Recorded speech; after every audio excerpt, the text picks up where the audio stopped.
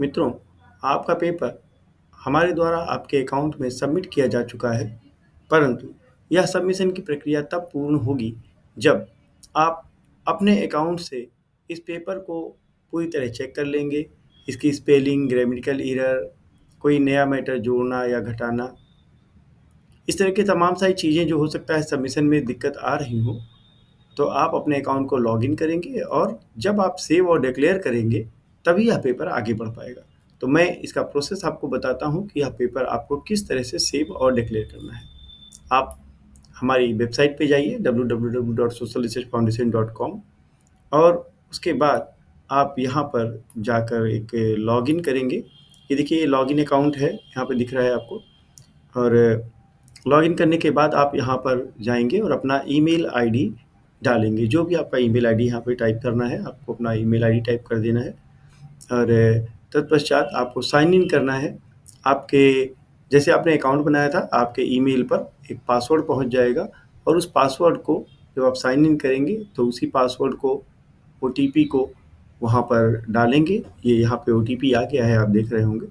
और ओटीपी आपके मेल पे चेक करें। जब आप अपने अकाउंट में जाएँगे, तो यहाँ देखिए रिसर्च जर्नल हिस्ट्री है और इस रिसर्च जर्नल हिस्ट्री में इस तरह की विंडो आएगी। यहाँ पे आप पेंडिंग जॉब में जाइए और पेंडिंग जॉब में ये देखिए एक लिंक पे यहाँ पे क्लिक कर रहे हैं, इसको क्लिक करिए आप। जब आप इसको क्लिक करेंगे, तो थोड़ा-सा हो सकता है आपके इंटरनेट की स्पीड, आपके कंप्यूटर की स्पीड इस पर असर करे और उसके बाद कुछ ऐसा इंटरफेस खुल के आ जाएगा, जहाँ पर आप नीचे स्क्रॉल करेंगे। अब आप देखेंगे यहाँ पे आपका टाइटल से लेके हर बॉक्स में कुछ ना कुछ मैटर लिखा हुआ है। यहाँ पे आप प्रीव्यू पे देखेंगे, तो आपका पेपर जो छपने वाला है, बिल्कुल उसी तरीके से ये छपा हुआ पेपर यहाँ पे दिख जाएगा पूरा का पूरा। आप इसको अच्छे से पढ़ लें। इसको कंट्रोल पी करके प्रिंट कमांड देके सेव एज़ पीडीएफ करके आप डाउनलोड भी कर सकते हैं।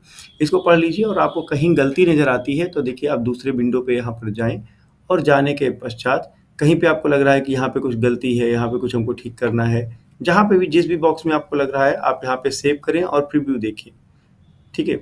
जब ये रिकॉर्ड सेव हो गया है, आप दोबारा यहाँ पे जाएँगे, प्रीव्यू देखेंगे। तो प्रीव्यू देखने में क्या होगा कि वो अब देखिए इसी को एक बार और बता, जैसे मान लीजिए टाइटल ऑफ द पेपर है, किसी ऑथर ने टाइटल ऑफ द पेपर नहीं लिखा है और आपने इसको ABCD कुछ भी डाल दिया। डालने के बाद यहाँ पे सेव किया। सेव करने के बाद आपने इसका प्रीव्यू, जब ये रिकॉर्ड सक्सेसफुली सेव दिखाई देने लगा, देखिए एक विंडोज़ पे यहाँ पहले चूँकि खुला हुआ था, इसी को आप रिफ्रेश कर लेंगे। रिफ्रेश करने के बाद जब आप यहाँ पे देखेंगे, तो ये देखिए वो जो ABCD आपने यहाँ पे जोड़ा था, वो यहाँ पे सैंपल के रूप में ABCD एक करेक्शन होके आ चुका हुआ है। ठीक है? तो न केवल आप टाइटल में, बल्कि आप अपने नाम में, आप अपने किसी भी पेपर के किसी भी जगह जो है वो टाइटल में कहीं भी आपको डालना है और वो देख लेना है। अगर प्रीव्यू ठीक है, तो यहाँ पे आके आपको क्लिक करना है और क्लिक करने के बाद यहाँ नीचे आपने देखा डिक्लेयर का ऑप्शन है। इस डिक्लेयर के ऑप्शन को आप ऑप्ट कर लीजिए और वो पेपर हमारे पास सेव होके आ जाएगा। इसका मतलब है कि आपने उस पेपर को अच्छे से पढ़ लिया है और अब इस पेपर में कोई भी त्रुटि नहीं है। एक बात बिल्कुल क्लियर कर देना चाहता हूँ कि डिक्लेयर करने से पहले आप कितनी बार भी उसमें करेक्शन कर लीजिए, उसका प्रीव्यू देख लीजिए, उसको सेव कर लीजिए। सेव पहले करिएगा, तब प्रीव्यू देखिएगा।